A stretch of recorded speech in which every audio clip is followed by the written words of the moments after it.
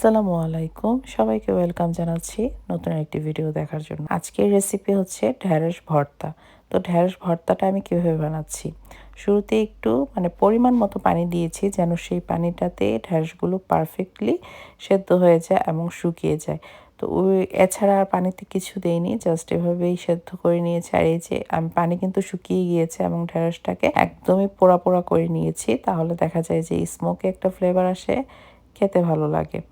আর রাফানের বাবা বলছিল আজকে দেখু যে একটু ঝাল ঝাল করে ভর্তাটা বানাও। ঢ্যাঁড়স ভর্তা আসলে একটু ঝাল ঝাল করে বানালে অনেক বেশি মজা হয়। তো আমি এখানে পেঁয়াজ কুচি, ধনিয়া পাতা আর শুকনো মরিচ নিয়ে নিয়েছি। শুকনো মরিচটা আসলে আগেই একসঙ্গে অনেকগুলো টেলেই আমি একটি জারে রেখে দিই, তাহলে দেখা যায় যে যখন ভর্তা বানাই তখন সহজ হয়, বানিয়ে নিতে পারি আর কি।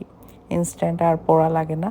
আর এই তো সরিষার তেল দিয়ে দিচ্ছি আর এভাবে ভালো করে কচলিয়ে তারপর ভর্তাটা বানাচ্ছি। তো আরেকটা আমার কাছে মনে হয় আর কি, এটা যে অনেক সময় আছে না যে আলতোভাবেও মিক্সড করলেও কিন্তু ভর্তা হয়, আর এভাবে ভালো করে কচলিয়ে মিক্সড করলে মনে হয় আমার কাছে বেশি মজা লাগে আর কি। এটা হচ্ছে আমার ভালো লাগা, তো ওইটা আমি শেয়ার করলাম আর কি। আবার নর্মাল এভাবে না কচলিয়েও জাস্ট মিক্সড করে নিলেও হয়ে যায়। তো এই হচ্ছে আমার ঢেঁড়স ভর্তা। আর মাশাআল্লাহ, এটা কিন্তু খেতে ভীষণ মজা হয়েছিল। আশা করি সবার কাছে ভালো লেগেছে। আজ তাহলে এখানেই বিদায় নিচ্ছি।